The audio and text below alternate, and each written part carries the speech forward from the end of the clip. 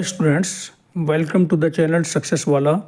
आज मैं आपको सीबीएसई क्लास 10 साइंस का chapter how do organisms reproduce करवाऊँगा। तो इसमें सबसे पहले आता है हमारा रिप्रोडक्शन।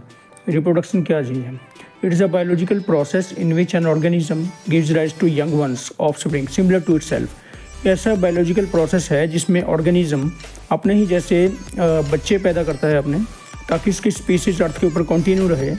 ये प्रोसेस रेस्पिरेशन, डाइजेशन, एक्सक्रीशन की तरह इम्पोर्टेंट तो नहीं है, परंतु अगर किसी भी स्पीसीज़ को अपनी रेस को, अपनी स्पीसीज़ को कंटिन्यू रखना है किसी ऑर्गेनिज्म को, तो उसके लिए ये ज़रूरी है बहुत। आगे आता है एडवांटेजेस ऑफ रिप्रोडक्शन। रिप्रोडक्शन के एडवांटेजेस क्या हैं, फ़ायदे क्या हैं इसके? Reproduction ensures continuity of a particular species on अर्थ।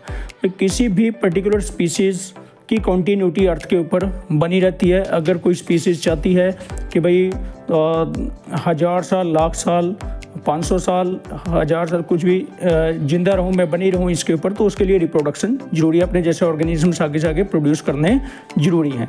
दूसरा इसका फ़ायदा है it creates genetic variation which leads to stability of a species. ये जेनेटिक वेरिएशन पैदा करती है जिससे कि स्पीसीज़ की स्टेबिलिटी बनी रहती है।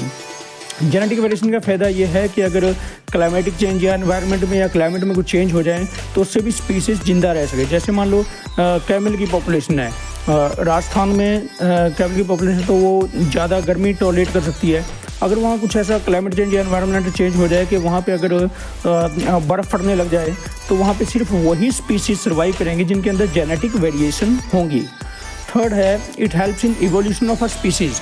ये किसी भी स्पीसीज़ के इवॉल्व होने में हेल्प करती है। हम सभी इवॉल्व होके बने हैं, यूनिसेल ऑर्गेनिज्म से इवॉल्व होके बने हैं हम धीरे धीरे, तो ऐसे ही इवोल्यूशन होता है इसके द्वारा। दूसरा है क्लासिफिकेशन ऑफ रिप्रोडक्शन। रिप्रोडक्शन को कितने टाइप में बांटा जा सकता है? एक होता है हमारा एसेक्सुअल रिप्रोडक्शन, दूसरा है सेक्सुअल रिप्रोडक्शन। एसेक्सुअल रिप्रोडक्शन क्या है? In it one parent is required. इसमें सिर्फ एक पेरेंट रिक्वायर्ड होता है। No gamete formation take place. कोई इसमें गैमीट फॉर्मेशन, मेल गैमीट या फीमेल गैमीट नहीं बनते। There is no fertilization in it. इसमें कोई फर्टिलाइजेशन नहीं होता। मेल गैमीट और फीमेल गैमीट का फ्यूज़न नहीं होता। There is no zygote formation. और उसके फर्टिलाइजेशन के बाद जो जाइगोट बनता है वो जाइगोट नहीं बनता यहाँ पे। It is found in simple and lower organisms. ये सिंपल और लोअर ऑर्गेनिज्म, यूनिसेलुलर ऑर्गेनिजम्स में पाई जाती है। Very short time is required to complete the process. इस प्रोसेस को कम समय चाहिए। दूसरा आता है हमारा सेक्सुअल रिप्रोडक्शन। सेक्सुअल रिप्रोडक्शन क्या होता है?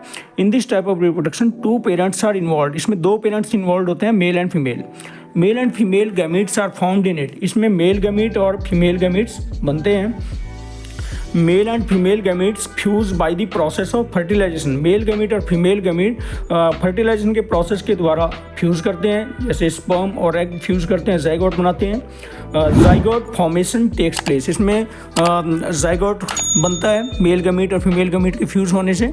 It is found in complex and higher animals. ये कॉम्प्लेक्स और हायर एनिमल में, जैसे ह्यूमन बींग्स में, काउज में, बफलोज में, ऐसे हायर एनिमल्स में पाई जाती है। It takes several months to complete. इसको कई महीने लग जाते हैं कंप्लीट होने में। जैसे ह्यूमन बींग्स का बेबी डेवलप होने में 9 मंथ्स लग जाते हैं। नेक्स्ट आता है हमारा types of asexual reproduction. Asexual reproduction कितने टाइप होते हैं इसके? एक होता है फिशन, दूसरा है budding, spore formation, regeneration, fragmentation, vegetative propagation. तो फिशन में क्या होता है? इसमें एक जो यूनिसेलुलर ऑर्गेनिज्म होता है, जैसे अमीबा है, ये 2 पार्ट्स में ब्रेक कर जाता है।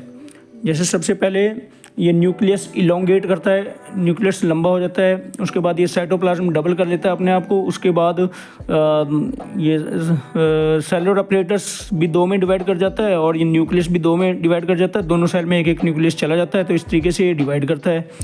और आगे ये फर्दर भी ऐसे ही बाइनरी फिशन के द्वारा आगे ये सेल भी 2 में बंट जाएंगे ऐसे, और ये भी 2 में डिवाइड हो जाएगी। तो इस तरह से ये बाइनरी फिशन होता है। और ये अमीबा में पाया जाता है और पैरामीशियम में पाया जाता है। तो when an unicellular organism divides into body into 2 new bodies, then such a fission is called binary fission।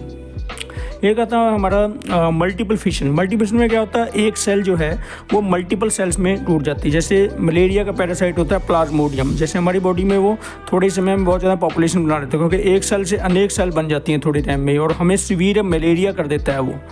The process in which many daughter cells are produced from a parent cell instead of 2 daughter cells. For example plasmodium, example है इसका plasmodium, malarial parasite, by multiplication it spreads in the entire human body and causes severe malaria, ये मैं समझा चुका हूँ पहले ही। Next आता है हमारा टाइप बडिंग।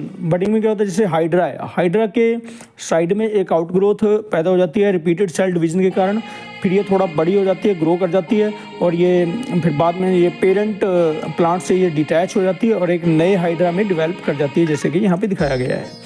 तो ये है मेथड बडिंग।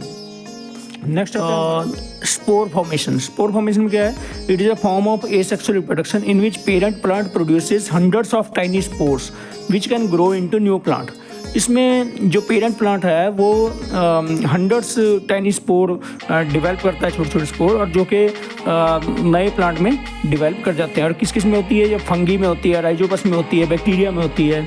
स्पोर फॉर्मेशन है राइजोपस। अब राइजोपस का स्पोर फॉर्मेशन ये दिखाया है, राइजोपस से हमारी ब्रेड मोल्ड, जैसे बरसात के दिनों में से उल्ली सी लग जाती है, वो ब्रेड मोल्ड होती है। क्या, large number of spores are produced in one sporangium. ये राइजोपस में स्पोर फॉर्मेशन दिखाया गया है।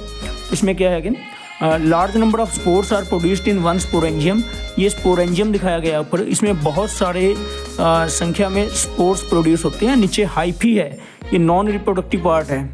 ओके, तो जब ये मैच्योर हो जाता है स्पोरेंजियम तो ये बर्स्ट कर जाता है, इसकी आउटर कवरिंग जो है वो थिक वॉल बर्स्ट कर जाती है और उसके सारे स्पोर्स जो हैं वो स्कैटर कर जाते हैं। और जब ये फेवरेबल कंडीशन पाते हैं और सॉइल पे गिरते हैं, मान लो सबस्ट्रेट पे, सॉइल पे, ब्रेड वगैरह पे गिरते हैं, तो वहाँ पे नया राइजोपस पैदा हो जाता है नया। ठीक है, तो दूसरा है spores are distributed easily by air to far off places to avoid competition at one place. हवा के द्वारा ये उड़ के चले जाते हैं दूसरे प्लेसेस पे, ताकि एक ही जगह पे काफ़ी पॉपुलेशन इनकी ना हो जाए और कंपटीशन ना हो आपस में। ठीक है, नेक्स्ट है हमारा spores are covered by thick walls to prevent them of unfavourable condition. Spores के चारों तरफ थिक वॉल, मोटी एक दीवार होती है, थिक वॉल होती है, ताकि वो अनफेवरेबल कंडीशन से बच जाएं, बहुत ज़्यादा गर्मी, बहुत ज़्यादा सर्दी से बच जाएं। नेक्स्ट है हमारा फ्रेगमेंटेशन। फ्रेगमेंटेशन क्या होता है, टुकड़े टुकड़े होना। फ्रेगमेंट का मतलब ही टुकड़े टुकड़े होता है। तो इसमें बॉडी जो है ऑर्गेनिज्म की वो कई टुकड़ों में बंट जाती है और हर टुकड़ा जो है नया ऑर्गेनिज्म में डेवलप कर जाता है। जैसे कि हमारा स्पायरोगायरा के केस में होता है, ये एक एल्गी होती है, जैसे पॉन्ड के अंदर, तालाब के अंदर, पानी के अंदर। पॉन्ड में क्या होता है, ये छोटे छोटे टुकड़ों में ब्रेक हो जाती है और हर टुकड़ा नए उसमें ग्रो कर जाता है। और इस तरह से हम देखते हैं कि पूरा पॉन्ड, पूरा तालाब जो है वो पानी जो है वो पूरा काई से भर जाता है, स्पायरोगायरा से भर जाता है। एल्गी, ये एल्गी एक्ट है, अभी तुम्हें पढ़ देते हैं। It is a form of asexual reproduction in which an organism breaks down into several fragments. कई टुकड़ों में बढ़ जाता है main organism. It occurs only in case of multicellular organism. Multicellular organism में होती है and not in unicellular organism. और यूनिसेलुलर ऑर्गेनिज्म में नहीं होती, सिंगल सेल वालों में नहीं होती, एक से ज़्यादा सेल वालों में होती। नेक्स्ट आता है हमारा रीजनरेशन। रीजनरेशन में क्या होता है, कई कुछ ऑर्गेनिज्म में कुछ बॉडी पार्ट के द्वारा नया ऑर्गेनिज्म बन जाता है या नया बॉडी पार्ट वो दोबारा आ जाता है, तो इसको रीजनरेशन बोलते हैं। जैसे in it an organism is capable of regrowing when it loses them.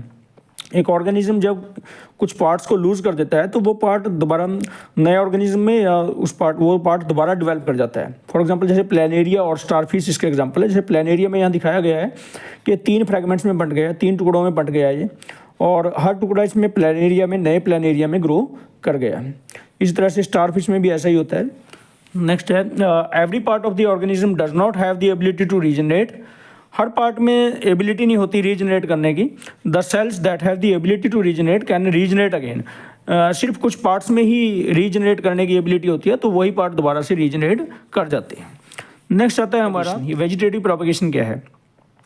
जब हम फ्लावर से नया प्लांट ना उगा के और सिर्फ स्टेम, रूट्स वगैरह से ही हम नया प्लांट उगाते हैं, तो उसको वेजिटेटिव प्रोपगेशन क्या है। It is the process of formation of new plants from detached vegetative parts such as root, stem and leaves. जब रूट, स्टेम और लीव से नया प्लांट हम उगा लेते हैं तो उसको वेजिटेटिव रिप्रोडक्शन बोलते हैं, प्रोपगेशन बोलते हैं। It is of 2 types. ये 2 टाइप की होती है। नेचुरल वेजिटेटिव प्रोपगेशन, जैसे कि रूट से, जैसे कि स्वीट पोटैटो है हमारा, स्वीट पोटैटो में रूट से नया प्लांट उग जाता है। नेक्स्ट है हमारा vegetative propagation from stem. Stem से वेजिटेटिव प्रोपगेशन, जैसे कि पोटैटो एक अंडरग्राउंड स्टेम है, उसके ऊपर बड्स होती हैं, उस बड से नया पोटैटो प्लांट निकल आता है, तो उसको बोलते हैं कि स्टेम से वेजिटेटिव प्रोपेगेशन। नेक्स्ट है हमारा फ्रॉम लीव्स। लीव से जैसे ब्रायोफाइलम इसका एग्जांपल है। ब्रायोफाइलम में क्या होता है, ब्रायोफाइलम का लीफ है, इसमें ये लीफ मार्जिन है, लीफ के किनारे हैं, ये नोचेस हैं इसमें, तो ये छोटे छोटे गड्ढे से दिखा रखे, तो इसमें एक बड निकल आती है, और इस बड से जब ये लीफ जो है पेरेंट प्लांट से अलग होकर नीचे गिर जाता है तो नया ब्रायोफाइलम, हर बड से नया ब्रायोफाइलम पैदा हो जाता है। तो ये लीव्स के द्वारा दिखाया गया कि कैसे लीव्स के द्वारा होती है। नेक्स्ट है हमारा आर्टिफिशियल वेजिटेटिव प्रोपेगेशन, जैसे फ्रॉम कटिंग, कटिंग के द्वारा होता है। जैसे रोज़ के केस में अगर आप यहाँ से कट करके, इसको यहाँ से कट करके यहाँ पे लगा दो ज़मीन में, तो नया रोज़ प्लांट उगाएगा, ये फ्रॉम कटिंग हो गया।